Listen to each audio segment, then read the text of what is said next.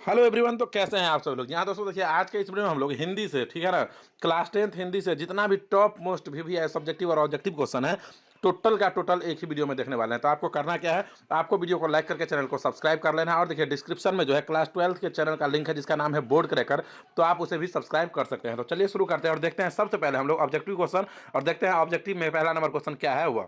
तो देखिए यहाँ पे सबसे पहला नंबर जो क्वेश्चन है वो है कि सीता के कितने लड़के थे। क्वेश्चन आप देख रहे हैं कि क्वेश्चन है कि सीता के कितने लड़के थे। तो यहाँ पे देखिए ऑप्शन ए में है 3, बी में है 4, सी में है 5 और डी में है 6। तो जल्दी से आप हमें कमेंट करके बता दीजिए कि सीता के कितने लड़के थे।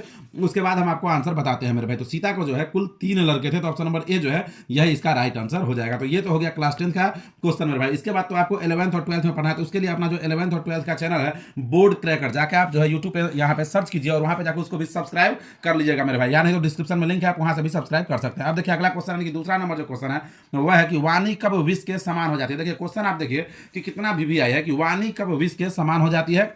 तो देखिए यहाँ पे ऑप्शन ए में है राम नाम के बिना, बी में है तीर्थ यात्रा के बिना, सी में है ज्ञान के बिना और डी में है इनमें से कोई नहीं मिल रहा है। तो बताइए आप हमें कमेंट करके कि वाणी जो है वह कब विष के समान हो जाती है। तो सर वाणी जो है वह राम नाम के बिना विष के समान हो जाती है। तो ऑप्शन नंबर ए जो है यह इसका राइट आंसर हो जाएगा। अब देखिए अगला क्वेश्चन यानी कि तीसरा नंबर जो क्वेश्चन है वह देखिए यहाँ पे कि मथुरा और वृंदावन पर धावा किसने बोला। क्वेश्चन है कि मथुरा और वृंदावन पर जो है धावा किसने बोला। तो देखिए यहाँ पे ऑप्शन ए में है मीर मुंशी के सिपाहियों ने, बी में है मुगलों के सिपाहियों ने, सी में है शाह रंगीले के सिपाहियों ने और डी में है यहाँ पे नादिर शाह के सिपाहियों ने। तो तीसरा नंबर क्वेश्चन का जो राइट आंसर होगा ऑप्शन नंबर डी हो जाएगा, यानी कि नादिर शाह के सिपाहियों ने इसका राइट आंसर हो जाएगा। अब देखिए अगला क्वेश्चन यानी कि चौथा नंबर जो क्वेश्चन है वो हम लोग देखेंगे। तो देखिए यहाँ पे चौथा नंबर जो क्वेश्चन है वो और बड़ा ही आसान क्वेश्चन है। क्वेश्चन है कि मंगम्मा के परिवार में कुल कितने आदमी थे। इसका आंसर आप हमें कमेंट बॉक्स में कमेंट करके बता सकते हैं कि मंगम्मा के परिवार में कुल कितने आदमी थे। देखिए ऑप्शन ए में है 2, बी में है 3, सी में है 5 और डी में है 4। आप जल्दी से हमें कमेंट बॉक्स में कमेंट करके बताइए चौथा नंबर क्वेश्चन का राइट आंसर क्या होने वाला है। अब देखिए अगला क्वेश्चन यानी कि पांचवा नंबर जो क्वेश्चन है वह देखिए यहाँ पे है।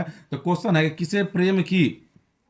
किसे प्रेम की परी का कवि कहा जाता है। क्वेश्चन है किसे प्रेम की परी का कवि कहा जाता है। तो ऑप्शन है मीरा को, बी है घनानंद को, सी है महादेवी को और डी है वर्मा सूरदास को। तो इसका जो राइट आंसर हो जाएगा पांचवा नंबर क्वेश्चन का ऑप्शन नंबर बी हो जाएगा, यानी कि यहाँ पे जो घनानंद है यही इसका राइट आंसर हो जाएगा। अब देखिए अगला क्वेश्चन है कि छठा नंबर जो क्वेश्चन है वो देखिए आप यहाँ पे क्या है। तो छठा नंबर जो क्वेश्चन है वो है कि गुरु नानक जो है अपने प्राण क्या कहते हुए त्याग दिए। क्वेश्चन है कि गुरु नानक जो है वह अपना प्राण जो त्यागे थे वह क्या कहते हुए त्याग दिए थे। तो आप देखिए यहाँ पे ऑप्शन ए में है राम, बी में है वाहेगुरु, सी में है गुरुजी और डी में है इनमें से कोई नहीं। तो आप हमें इसका आंसर छठा नंबर क्वेश्चन का आंसर जो है जल्दी से कमेंट बॉक्स में कमेंट कीजिए तो कि छठा नंबर क्वेश्चन का राइट आंसर हो जाएगा। देखिए इसमें हम बहुत कम क्वेश्चन का आंसर बताएंगे क्योंकि टेस्ट तो हम आपका ले रहे हैं ना कि आपका तैयारी कैसा है। तो इस क्वेश्चन का आप आंसर हमें बताइए कि या राम होगा या वाहेगुरु होगा, दोनों में से कोई एक है। तो आप हमें कमेंट बॉक्स में कमेंट करके इसका आंसर बताइए। अब देखिए अगला क्वेश्चन सातवां नंबर जो क्वेश्चन है वह देखिए यहाँ पे है कि सीता को रसमलाई किसने भेजा। क्वेश्चन है कि सीता को जो है रसमलाई किसने भेजा। तो देखिए यहाँ पे ऑप्शन में है नारायण की पत्नी भवरी ने, बी में है कैलाश की पत्नी राधा ने, सी में है बिज्जू की पत्नी पुष्पा ने और डी में है इनमें से कोई नहीं। जल्दी से आप हमें बताइए सातवां नंबर क्वेश्चन का राइट आंसर। तो सर जी सातवां नंबर क्वेश्चन का राइट आंसर हो जाएगा ऑप्शन नंबर ए, यानी कि नारायण की पत्नी भवरी ने। अब आ जाते हैं अगले क्वेश्चन की ओर, यानी कि आठवां नंबर क्वेश्चन की ओर। अब हम लोग देखेंगे आठवां नंबर क्वेश्चन। और देखिए आठवां नंबर जो क्वेश्चन है वह कह रहा है कि बिरजू महाराज किस शैली के नर्तक थे। क्वेश्चन है कि बिरजू महाराज जी जो है वह किस शैली के नर्तक थे। तो ऑप्शन में है कथक, बी में है यहाँ पे कुचिपुड़ी, सी में है यहाँ पे गरबा और डी में है यहाँ पे मणिपुरी। तो बताइए हमें कि बिरजू महाराज जो थे वह किस शैली के नर्तक थे, जल्दी से आप हमें बता दीजिए। तो बिरजू महाराज जो थे वह कथक के नर्तक थे। तो ऑप्शन नंबर ए जो है यह इसका राइट आंसर हो जाएगा मेरे भाई। सबसे पहले आप हमें यह बता दीजिए कि आप जो अपना क्लास 12th का चैनल है बोर्ड क्रैकर उसे जाके सब्सक्राइब किया है या नहीं किया है। तो आप लोग उसे जाके अवश्य सब्सक्राइब कर लीजिए, क्योंकि 11th और 12th में जो भी आप सब्जेक्ट रखेंगे, चाहे साइंस रखिए, सॉरी साइंस का, हाँ साइंस भी रखेंगे फिर भी, या आप आर्ट्स रखेंगे फिर भी, कुछ भी रखेंगे, सभी विषयों के ऑब्जेक्टिव का तैयारी कराया जाएगा। तो आप जो है उसे जाकर सब्सक्राइब अवश्य कर लीजिए। अब देखिए अगला जो क्वेश्चन है 9वां नंबर वह देखिए यहाँ पे कि सुजान सागर किनकी रचना है। क्वेश्चन है कि सुजान सागर जो है वह किनकी रचना है। तो ऑप्शन में है गुरु नानक की, बी में है प्रेमगंज की, सी में है यहाँ पे रसखान की और डी में है घनानंद की। तो इसका जो राइट आंसर होगा ऑप्शन नंबर डी हो जाएगा, यानी कि घनानंद की इसका राइट आंसर हो जाएगा। अब देखिए अगला क्वेश्चन यानी कि 10वां नंबर जो क्वेश्चन है वह देखिए यहाँ पे है कि बहू की दशा है। क्वेश्चन है कि बहू की दशा है। तो देखिए ऑप्शन में है मगरमच्छ, सी बी में है मछली, सी में है सम्मान, सी और डी में है इनमें से कोई नहीं। तो 10वां नंबर क्वेश्चन का जो राइट आंसर होगा सो ऑप्शन नंबर ए हो जाएगा, यानी कि बहू की जो दशा है वह मगरमच्छ सी है मेरे भाई। अब देखिए अगला क्वेश्चन यानी कि 11वां नंबर जो क्वेश्चन है वह हम लोग देखेंगे। और देखिए 11वां नंबर जो क्वेश्चन है वह क्या कह रहा है। तो देखिए यहाँ पे 11वां नंबर जो क्वेश्चन है वह है कि किसने मदन को एक घुसा रसीद कर दिया। क्वेश्चन है किसने मदन को जो है एक घुसा रसीद कर दिया। देखिए ऑप्शन में है सोफर ने, बी में है नौकर ने, सी में है खोखा ने और डी में है सेन साहब ने। तो इसका जो राइट आंसर होगा ऑप्शन नंबर सी हो जाएगा, जाएगा, यानी कि खोखा नहीं इसका राइट आंसर हो जाएगा। उसी प्रकार से अगला क्वेश्चन यानी कि 12वां नंबर जो क्वेश्चन है उसको हम लोग देखेंगे। तो देखिए 12वां नंबर जो क्वेश्चन है वह कह रहा है कि ग्रामीण जीवन का यथार्थवादी चित्रण प्रेम घन रचित किस काव्य में है। क्वेश्चन है कि ग्रामीण जीवन का यथार्थवादी चित्रण जो है प्रेम घन रचित वह किस काव्य में है। तो देखिए यहाँ पे ऑप्शन में है प्रयाग राम गमन में, सी में है यहाँ पे भारत सौभाग्य में, डी में है यहाँ पे देखेंगे आप तो जी ने ज्ञान जनपद में, और डी में है यहाँ पे इनमें से कोई नहीं।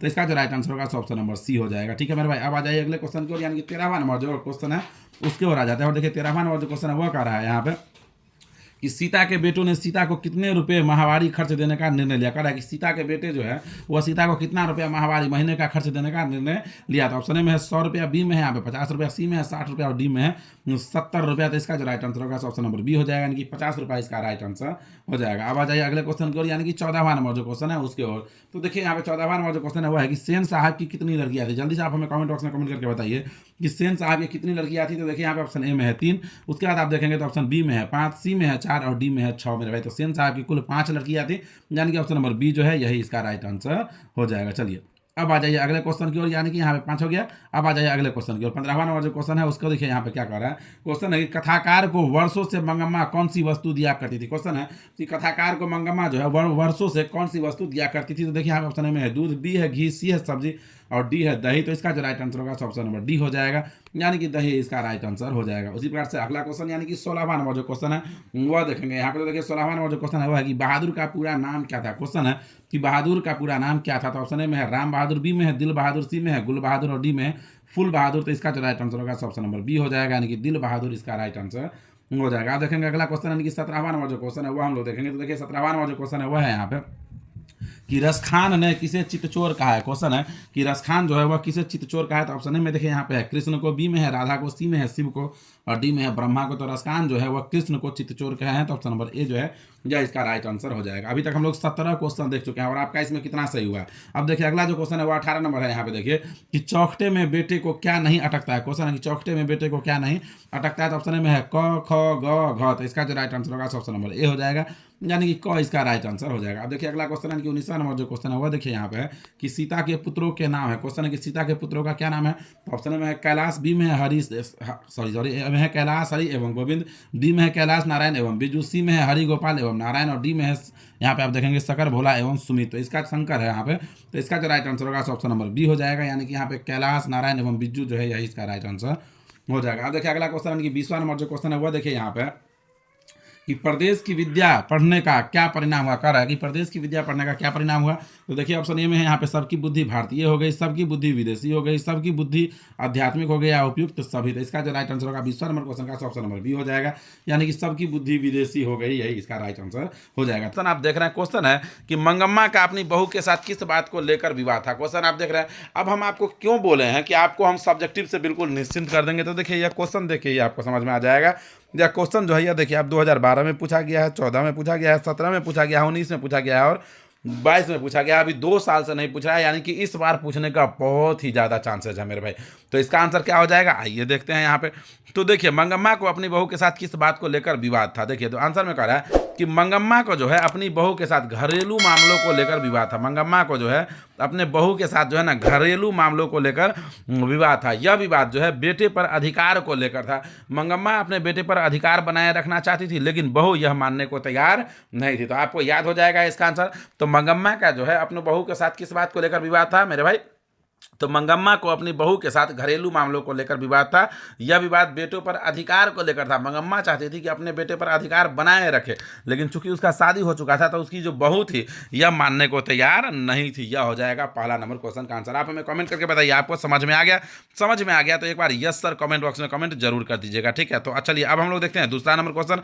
और दूसरा नंबर जो क्वेश्चन है वह देखिए यहाँ पे क्या कह रहा है। तो क्वेश्चन देख लीजिए यहाँ पे आप। क्वेश्चन जो है वह देखिए यहाँ पे क्वेश्चन है कि रंगप्पा कौन था और वह मंगम्मा से क्या चाहता था। देखिए क्वेश्चन है कि रंगप्पा जो है वह कौन था और वह मंगम्मा से क्या चाहता था। देखिए यह जो क्वेश्चन है आपका यह 2015 में पूछा हुआ है और 2019 में भी पूछा हुआ है। तो यह भी आपके आने वाले बोर्ड एग्जाम के लिए बहुत ही ज़्यादा VVI है। तो देखिए इसका आंसर क्या हो जाएगा। इसका जो आंसर है वह हम लोग देखते हैं। तो यहाँ पे देखिए इसका आंसर क्या कह रहा है। तो देखिए इसका जो आंसर होगा मेरे भाई वह देखिए यहाँ पे कह रहा है कि रंगप्पा जो है वह गाँव का लंपट जुआरी और बदमाश था। कह रहा है कि रंगप्पा जो है वह गांव का लंपट जुआरी और बदमाश था। वह मंगम्मा के घर की सारी बातें जानता था। रंगप्पा जो है मंगम्मा के घर की सारी बातें जानता था। वह मंगम्मा को अकेली जानकर, रंगप्पा जो है वह मंगम्मा को जो अकेला देखता था, तो अकेला जानकर जो है ना वह मंगम्मा को परेशान करता रहता था। जैसा कि आप आंसर में देख रहे हैं यहाँ पे क्या है कि वह मंगम्मा को अकेला जानकर उसे बार बार, ठीक है ना, धम उधार बार बार जो है यहाँ पे कर्ज उधार मांगता था। यहाँ पे आप यह जो है इसको आप कर्ज बना लीजिएगा, ठीक है ना, बार बार जो है वह कर्ज उधार मांगता था, ये कर्ज हो जाएगा। और वह मंगम्मा का हाथ भी पकड़ लेता था, ये इसका आंसर हो जाएगा। तो यह आपको याद रहेगा कि रंगप्पा कौन था। तो रंगप्पा जो है वह गांव का एक लंपट और जुआरी बदमाश था। वह मंगम्मा के घर की सारी बातें जानता था। वह मंगम्मा को अकेली जानकर उसे बार बार जो है ना कर्ज उधार मांगता था, धम नहीं कर्ज उधार मांगता था, और वह मंगम्मा का हाथ भी पकड़ लेता था, ये इसका आंसर हो जाएगा। अब देखिए अगला जो क्वेश्चन है, यानी कि तीसरा नंबर जो क्वेश्चन है वह देखिए यहाँ पे, यह क्वेश्चन देखिए तीसरा नंबर क्वेश्चन क्या कह रहा है। तो देखिए तीसरा नंबर जो क्वेश्चन है वह देखिए यहाँ पे कि लक्ष्मी कौन थी, उसके पति का क्या नाम था। क्वेश्चन आप देख रहे हैं, क्वेश्चन है कि लक्ष्मी कौन थी और उसके पति का क्या नाम था। तो देखिए यहाँ पे इसका आंसर क्या हो जाएगा कि लक्ष्मी कौन थी, जल्दी से आप हमें बताइए। तो आप कहानी पढ़ रहे हैं, क्लास 10th हिंदी का कहानी पढ़े, बताइए आप हमें कि लक्ष्मी जो है वह कौन थी। तो लक्ष्मी ढहते विश्वास कहानी की प्रमुख पात्र है। उसका घर देवी नदी के बांध के नीचे है। क्या आप याद रखेंगे कि लक्ष्मी जो है वह ढहते विश्वास कहानी की प्रमुख पात्र है और उसका घर जो है वह देवी नदी के बांध के नीचे है। लक्ष्मी गांव की एक गरीब महिला है जिसका पति का नाम लक्ष्मण है, जो कलकत्ता में नौकरी करता है। याद रहेगा आपको लक्ष्मी कौन थी। तो लक्ष्मी जो है वह ढहते विश्वास कहानी की प्रमुख पात्र है और उसके पति का नाम क्या है, लक्ष्मण है, जो कोलकाता में काम करते हैं। ये इसका आंसर हो जाएगा। अच्छा से आप इसे पढ़िए, ठीक है ना, 2 बार सुनिए, 3 बार सुनिए, नहीं याद होता है 4 बार सुनिए, लेकिन याद कीजिए। अब देखिए अगला जो हम क्वेश्चन बताने वाले हैं, यह क्वेश्चन देखिए आप कितना ज़्यादा VVI है। क्वेश्चन आप देख रहे हैं, लेकिन देखिए क्वेश्चन को तो देखिए, लेकिन साथ ही साथ आप लोग जो है अपने 12th का जो चैनल है board cracker, BOARD, board CRACKER, cracker, board cracker, जाके आप सर्च कीजिए यूट्यूब पे और सबसे पहला नंबर जो चैनल आएगा वो अपना ही है, तो उसे आपको सब्सक्राइब कर लेना है मेरे भाई। तो देखिए चौथा नंबर जो क्वेश्चन है वह देखिए यहाँ पे कि कवि को वृक्ष बुढ़ा चौकीदार क्यों लगता था। क्वेश्चन है कि कवि को जो है वृक्ष जो है वह बुढ़ा चौकीदार क्यों लगता था। यह क्वेश्चन भी देखिए कितना ज़्यादा VVI है। क्यों VVI है सर, तो देखिए ना क्वेश्चन देखिए तो आपको पता चल ही ना जाएगा कि क्यों VVI है। क्वेश्चन देखिए 2013 में पूछा हुआ है, 12 में पूछा हुआ है, 17 में पूछा हुआ है और 20 में पूछा हुआ है। तो इसी से आप अंदाजा, सॉरी 2023 है यहाँ पे, तो इसी से आप अंदाजा लगाइए कि यह क्वेश्चन जो है यह कितना ज़्यादा इंपॉर्टेंट है, क्योंकि 4-4, 5-5 बार पूछा गया है यहाँ पे। तो देखिए इसका आंसर क्या हो जाएगा। तो सर जी इसका आंसर तो हम स्क्रीन पे देख ही रहे हैं, लेकिन हम जो है आपको एक बार पढ़ के सुना देते हैं, ठीक है ना। तो चलिए यहाँ पे देखिए, तो कह रहा है कि कवि को वृक्ष बुढ़ा चौकीदार इसलिए लगता था क्योंकि वह हमेशा सीना ताने दरवाजे पर तैनात रहता था। कह रहा है कि कवि को जो है वृक्ष जो है वह बुढ़ा चौकीदार इसलिए लगता था क्योंकि वह हमेशा सीना ताने दरवाजे पर तैनात रहता था। जिस प्रकार चौकीदार घर की सुरक्षा में दरवाजे पर हमेशा खड़ा रहता है और जब कवि दरवाजे की तरफ आते तो वृक्ष ललकारता था। कौन? तब कवि बोलते थे दोस्त, इसलिए कवि को वृक्ष बुढ़ा चौकीदार लगता था। याद रहेगा आपको। तो कवि को वृक्ष बुढ़ा चौकीदार क्यों लगता था। तो सर जी कवि को वृक्ष जो है बुढ़ा चौकीदार इसलिए लगता था क्योंकि वह हमेशा जो है सीना ताने दरवाजा पर तैनात रहता था। जिस प्रकार घर की सुरक्षा में दरवाजे पर हमेशा खड़ा रहता है, ठीक है ना। और जब कवि दरवाजे की तरफ आते थे तो वृक्ष ललकारता था। कौन? तब कवि बोलते थे कि दोस्त, इसलिए कवि जो है वह वृक्ष को बुढ़ा चौकीदार लगता है, ठीक है ना। कवि को वृक्ष बुढ़ा चौकीदार लगता है। अब आ जाइए अगले क्वेश्चन की ओर और देखिए अगला क्वेश्चन है कि 5वां नंबर जो क्वेश्चन है वह देखिए यहाँ पे। क्वेश्चन है कि पप्पाती कौन थी। क्वेश्चन है कि पप्पाती कौन थी और वह शहर क्यों लाई गई थी। क्वेश्चन है कि पप्पाती जो है वह कौन थी और वह शहर क्यों लाई गई थी। तो देखिए इसका आंसर क्या हो जाएगा। आंसर आप स्क्रीन पर देख सकते हैं, हम तो लिख दिए हैं, लेकिन एक बार और आपको जो है पढ़ के भी सुनाना तो जरूरी है। तो देखिए यहाँ पे आंसर इसका हो जाएगा कि पप्पाती जो है यहाँ पे, पप्पाती वल्ली अम्माल की बेटी थी। वह शहर इलाज के लिए लाई गई थी। पप्पाती को मेनिंजाइटिस रोग हो गया था, इसलिए गांव के प्राइमरी चिकित्सा के डॉक्टर ने बोला शहर के बड़े डॉक्टर से ले जाकर पप्पाती को दिखाओ। याद रहेगा आपको 5वां नंबर क्वेश्चन का आंसर। अब देखिए अगला क्वेश्चन यानी कि 6ठा नंबर जो क्वेश्चन है वह हम लोग देखेंगे। और देखिए 6ठा नंबर जो क्वेश्चन है वह कह रहा है कि बेटे के आंसू कब आते हैं और क्यों। यह क्वेश्चन देखिए 3-3 बार पूछा गया है, 12 में, 18 में और 22 में। यह क्वेश्चन बहुत ज़्यादा भी और यही क्वेश्चन चेंज करके इस प्रकार से भी पूछता है 8वां में, जैसा कि आप देख रहे हैं यहाँ पे कि कवियत्री के अनुसार बेटे के आंसू कब आता है और क्यों। यह क्वेश्चन 2015 में ऐसे पूछा गया था। दोनों का आंसर सेम ही होने वाला था। इसका हम लोग आंसर देखते हैं कि इसका आंसर क्या हो जाएगा, ठीक है। तो चलिए देखिए यहाँ पे आंसर को हम लोग देखते हैं। चलिए तो देखिए आंसर हो जाएगा, सीखने के क्रम में बार बार प्रयास करने पर भी जब बालक विफल हो जाता है। कह रहा है कि सीखने के क्रम में बार बार प्रयास करने पर भी जब बालक जो है विफल हो जाता है तब पहली विफलता पर आंसू आ जाते हैं, क्योंकि कठिनतम प्रयास के बाद विफल होना कष्टदायी होता है। याद रहेगा आपको इस क्वेश्चन का आंसर, क्योंकि यह क्वेश्चन भी बहुत ज़्यादा भी है, इसका आंसर तो आपको याद रखना ही है। ठीक है मेरे भाई, चलिए अगला क्वेश्चन यानी कि 7वां नंबर जो क्वेश्चन है वह हम लोग देखेंगे। तो देखिए 7वां नंबर जो क्वेश्चन है वह क्या कह रहा है यहाँ पे। तो सर जी 7वां नंबर क्वेश्चन तो हम देख रहे हैं, क्वेश्चन कह रहा है कि मनुष्य जो है बार बार नाखून क्यों काटता है। तो आप हमें बताइए तो 7वां नंबर क्वेश्चन का आंसर कि मनुष्य जो है वह बार बार नाखून क्यों काटता है। तो मनुष्य बार बार नाखून क्यों काटता है, आप अपना नाखून काटते हैं या नहीं काटते हैं, आप हमें बताइए। काटते हैं ना। चलिए तो देखिए इसका आंसर क्या हो जाएगा कि नाखून जो है मनुष्य को उसकी पशुता की याद दिलाती है। मनुष्य अपना नाखून बार बार क्यों काटता है, तो ऐसा समझिए कि नाखून जो है मनुष्य को उसके पशुता की याद दिलाती है कि एक समय में तुम पशु था, जानवर था, और मनुष्य अब यह नहीं चाहता कि कोई भी बार बार जमाने का निशानी उसके पास रहे, इसलिए वह नाखून को बार बार काटता है। याद रहेगा आपको। तो नाखून जो है वह मनुष्य को उसकी पशुता की याद दिलाती है।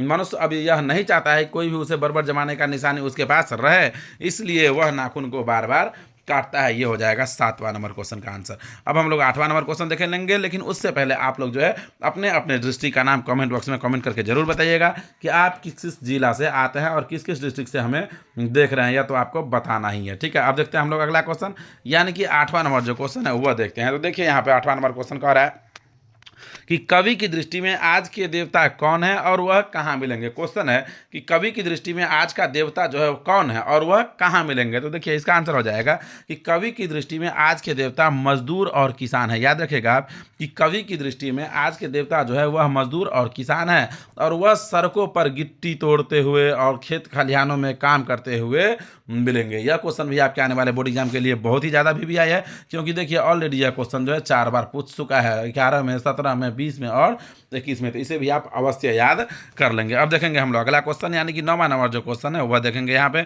तो देखिए 9वां नंबर जो क्वेश्चन है वह क्या कह रहा है। तो सर जी 9वां नंबर क्वेश्चन तो हम देख रहे हैं, क्वेश्चन है कि मंगू की माँ उसे अस्पताल में क्यों नहीं भर्ती कराना चाहती थी। क्वेश्चन है कि मंगू की माँ जो है उसे अस्पताल में भर्ती क्यों नहीं कराना चाहती थी। तो देखिए इसका आंसर क्या हो जाएगा कि मंगू की माँ सोचती है कि अस्पताल में मंगू का देखभाल ठीक से नहीं हो पाएगा। मंगू की माँ यह सोचती है कि अस्पताल में जो है ना मंगू का देखभाल ठीक से नहीं हो पाएगा, इस वजह से जो है मंगू की माँ उसे अस्पताल में भर्ती कराना नहीं चाहती है। इसका आंसर हो जाएगा। अब देखेंगे हम लोग अगला क्वेश्चन, यानी कि 10वां नंबर क्वेश्चन और आखिरी क्वेश्चन देखेंगे। ठीक है ना, लेकिन आप अभी तक भी वीडियो को लाइक करके चैनल को सब्सक्राइब नहीं किया है तो वीडियो को लाइक करके चैनल को सब्सक्राइब कर लीजिएगा। देखिए अब 10वां नंबर जो क्वेश्चन है वो देखिए यहाँ पे क्या कर रहा है। तो 10वां नंबर क्वेश्चन है कि सीता को किस दिन लगा कि उसकी लापसी बिल्कुल फीकी है, लापसी खाते समय उसे कैसा महसूस हो रहा था। तो देखिए इसका आंसर क्या हो जाएगा। तो इसका आंसर हो जाएगा कि सीता के बेटे ने तय किया कि होली के बाद माँ बारी बारी से एक एक महीना साथ रहेगी। नाहर सिंह जी वाले दिन खाना खाते वक्त सीता को लगा कि लापसी बिल्कुल फीकी है, लापसी खाते हुए उसे महसूस हो रहा था कि कौर गले में अटक रहा है। कौन क्या अटक रहा है, तो कौर अटक रहा है। ठीक है मेरे भाई, तो आप हमें कमेंट करके बताइए ना कि आपको यह वीडियो कैसा लगा है। वीडियो अच्छा लगा है तो वीडियो को लाइक करके चैनल को सब्सक्राइब तो कर ही लीजिएगा। और हाँ, अपने क्लास 12 के चैनल को यानी कि बोर्ड क्रैकर को सब्सक्राइब करना तो आप बिल्कुल भी नहीं भूलिएगा। और साथ ही साथ यदि इसको नहीं सब्सक्राइब किए हैं क्लास 10 वाले चैनल को, तो इसे तो सब्सक्राइब कर ही लीजिए मेरे भाई। तो चलिए मिलते हैं हम लोग फिर से किसी नेक्स्ट वीडियो और नए टॉपिक के साथ। तब तक के लिए जय हिंद, जय भारत, जय बिहार।